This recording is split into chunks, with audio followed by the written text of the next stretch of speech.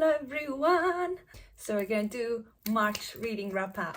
Yay! Okay, I read quite a lot this month.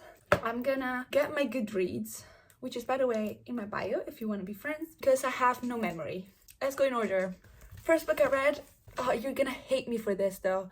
Please don't hate me, okay? It was Archer's Voice. I didn't like it. I know it's like a very commonly loved book. I didn't like it. I just don't know why I didn't vibe with it.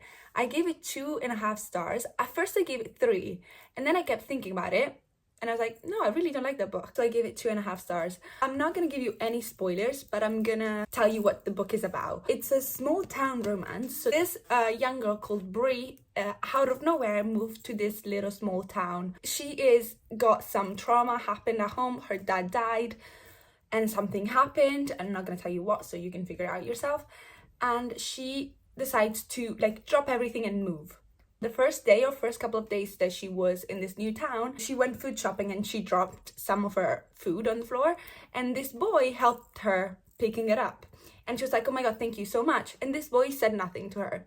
Literally, this boy would not talk to her. So then she just asks around the town. It's like, what is the deal with that guy? Turns out this boy cannot speak because he had an accident years ago that everyone doesn't really know what's that about. He's mute, he can't speak. Everyone says, oh, stay away from him, better if you don't go there. She's a very lovely person, so she goes and, you know, becomes friends with him, and obviously then we find out all the trauma between them, because both of them have quite a lot of trauma, especially him. And then there is, you know, a guy in all this that isn't a good guy. There's a bad guy, so there is one person that is an enemy, which is nice to have in a book.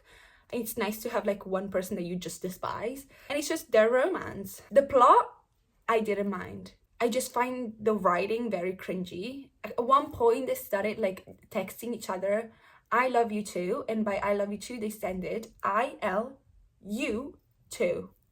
You're 24, what are you doing? And then at one point they start talking about toes. That was enough for me. But I'm so sad because everyone loves it. And if you loved it, I'm so happy for you, because this is people's favorite book. And then here I am, not liking it anyway. But yeah, I'm happy I read it. Hey, maybe this is for you. Do you know what I mean? Like, everyone's different. Next book. This is... wow. I read Flawless and Reckless. I didn't read Heartless because I read them out of order, okay? I even like vlogged this in my finishing series I'm in the middle of. Wow, whoever said, yeah, you should really read Heartless, thank you. I think Reckless is still my favorite, but I loved it. This is the second book in the Chestnut Spring series. It has a trope that I usually don't love. I'm okay with the single dad, but it's not like my favorite trope. I take it back. This talks about this man called Cade, who's a single dad, and this girl called Willow. Willow is the nanny. There's angst, it's hot and it's angst, and it's funny because Willow is hilarious, and the little kid was not annoying, because usually I just dislike kids in real life and in books. The kid was lovely. I loved the kid. It was great. He was a great dad, and then he turned into this man. At one point out of nowhere, this man. Will she just be the nanny and go back home? Will she not? It's a rom-com. It's grumpy sunshine, single dad, cowboy romance, spice, perfection. I gave it 4.5 stars. Read this. I was giggling, I was kicking my feet, I was laughing, okay, very different book. I finished the Atlas 6. I don't even want to talk about this book. Pretty in it. But that's not the point.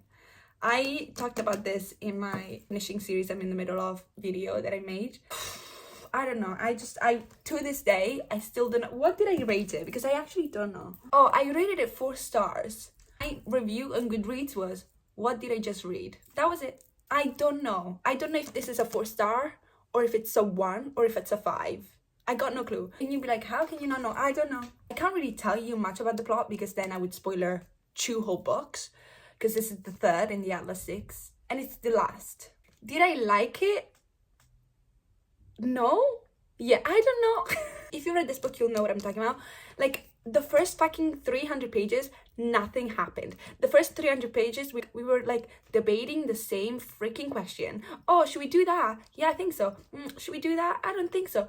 The same 2 questions for 300 pages. And then the last fucking 100 pages, chaos. And like, there was one chapter. If you read this book, you know what chapter I'm talking about.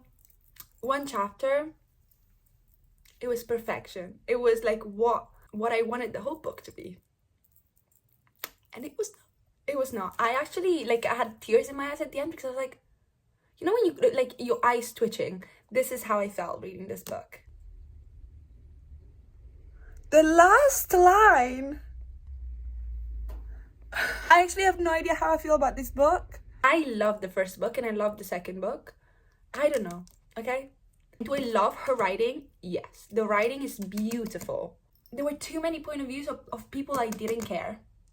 That they just came up and I was like, who are you? But I love the characters so much. I just love the main 6 characters too much to not love the book. But like, it's so frustrating. The end of this book is awful. So you do you. I don't know. I don't even know what to tell you. I just baffled. Then I read The Ballad of Never After and A Curse for True Love. I don't own it because I'm gonna wait for the paperback. This was a 5-star.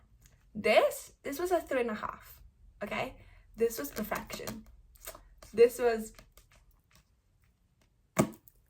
once again, can't really talk to you about it much because I would spoil the first book. Everything that I wanted the first book to have, this book had. There was like romance and there was tension and there was a lot of plot twists, characters that I love, betrayal. Oh, if you don't know what this is the Once Upon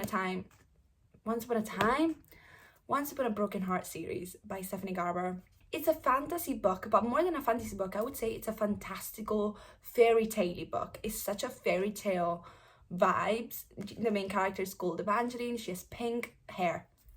That's all you need to know in it. And the main boy is called Jax, which is a fate. Jax wants to do something and Evangeline doesn't know why he wants to do this thing, but he needs her to do this thing. She's the key to do this thing. And I don't want to tell you what, because then I'll spoil the first book. I really enjoyed this one way more than the third one. I feel like the third one, a lot of the book was in the point of view of a character that I strongly disliked. So I was just frustrated the whole time. I was like, why am I in the mind of this man? And I hate this man. I just wanted more Jax chapters. But I enjoyed the ending. The ending was fine. I think I just still had questions. But I don't know if she's doing a spin-off. So maybe those questions will be answered one day. But there's still questions unanswered. That's why I gave it 3.5. I was like, I didn't feel it ending. I feel like I'm not done. So maybe she's doing more. I hope so, because I really love her writing. It's so like, kind of like surface level that it's so easy to read. You just like reading it. This book was beautiful. The romance in this book was, and this book was just like, the first half was a bit frustrating because the end of this book was insane. The ending of this book was mental. So then you have to live with the repercussions of what happened at the end of this book for like a good half of this book, and it was frustrating. I would strongly recommend reading it. It's such a beautiful, like, fun, it's a YA fairy tale enemies to lovers magical books. Why wouldn't you? Then I read probably the most famous book talk book ever, Betrayed. I hadn't read it. I read a couple of her books, of Emily Henry's books. I never read Betrayed, and I was feeling summery. I even did a video of like all my spring and summer suggestion for you to read if you want to go and have a look. And this isn't it, because I really enjoyed it. It was so cute and it was much deeper than I thought it would be, which it always happens with Emily Henry's books, I think. This is about 2 writers, January and Gus, and these 2 knew each other back in college, and they were nemesis back in college, and then she moved to this small town on a coast She ends up being neighbor with Gas that she knew back in college, and they didn't really like each other back in college, but one night when they had like a little thing going on. And they're very different writers. January is more like a rom-com writer, romance books, and Gas is a literary fiction, like deep book kind of guy. Both of them have a book due soon, so they decide to swap genres and, you know, write in each other's genres. So Gas is gonna write a rom-com and she's gonna write like a literary fiction book with like a lot of research and stuff.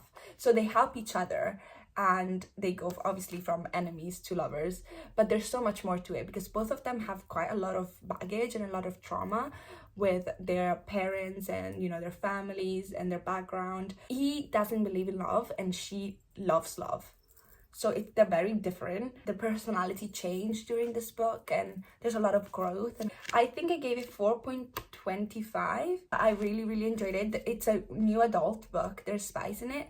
I think one thing that Emily Henry is so good at is the banter. It's so funny. They like, characters can like talk to each other in a way that I just love. I just love her dialogue. That's one thing. I just got in the mail a Funny Story, like the proof copy of Funny Story, which it's stunning by the way, and I'm so excited to read that because after this I'm so excited. I feel like I don't need to tell you to read this book, you've probably read it, but in case you haven't, really read it because it was beautiful. Then I read Alphas Like Us on my Kindle. It's on Kindle Unlimited if you want to go and have a look. The third book in the Like Us series. So the Like Us series, if you don't know, it's the spin-off of the Addicted / Calloway Sister series, and it's the series about older kids. So the core 6, all of them had kids, and their kids, that's the spin-off series. It's the Like Us series. I am loving it so much. I didn't expect it to love it that much. It brings me so much comfort to be back in like my favorite universe with my favorite characters and my favorite people. I love Kristen Becker Ritchie's writing so much, like in a way that I can't explain. I can just read their books in like a day. It's so easy for me to read. The first 3 books talk about Farrow and Maximoff. This is a bodyguard romance, so he is his bodyguard, and that happens in the first book obviously. But one thing that I always find with series of the same couple is by book 2 I already can't, I've got enough of the couple. Once the couple gets together, I usually get bored. No, in the Like Us series I'm on the 3rd book of the same couple and I was still so in love. Their bickering, their angst, their dynamic, their conversation, the way they always like fight and like bicker but they're so in love, it's perfect. I love their dynamic so much. So I love the characters so much, and I love all the relationship between all the brothers and cousins and this like huge ass big famous family, because Maximoff is a millionaire from birth because his parents are very famous, that they are in the Addicted series. His relationship with the media, with the paparazzi, with the people, with the fact that he is the son of 2 addicts, so a sex addict and an alcoholic. So he's sober, he doesn't drink, and he's like kind of careful with sex. Do you know what I mean? Like it's like all these things. I can't really tell you the plot of the 3rd book because obviously it will spoiler the first 2, but I would strongly recommend reading the Like Us series, especially if you read the Addicted series, because you will love it. And I didn't for so long because I read the Addicted series like 4 years ago back in the day, and I started reading the Like Us series this year when I got my Kindle because they were on Kindle Unlimited. I was like, oh fuck it, let's do it.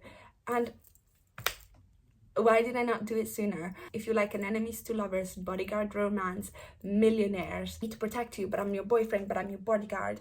It's forbidden romance because obviously they can't be together because it's his bodyguard, and it's like they're lying to everyone because they can't tell anyone that they're together. This is more in the first couple of books. Then by the 3rd book, they're already public with it.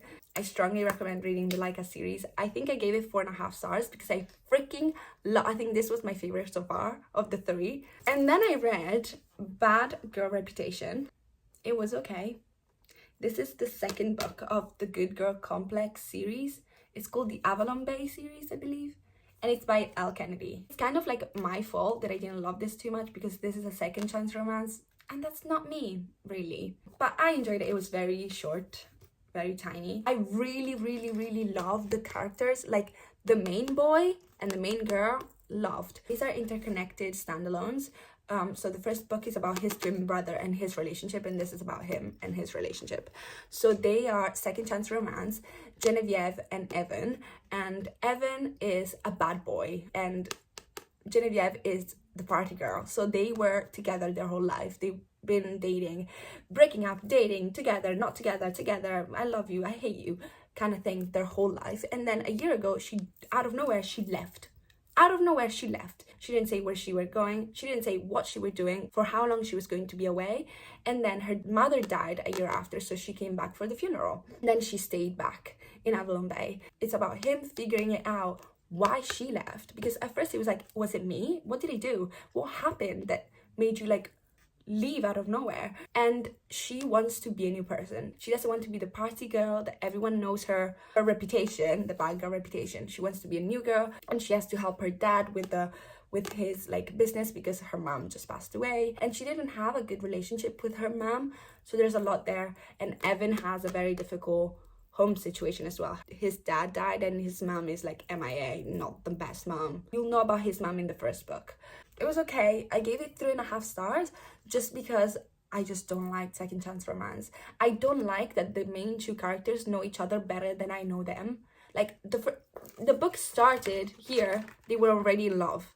So what am I doing? I didn't see them like falling in love. They were already in love. They've been in love their whole life.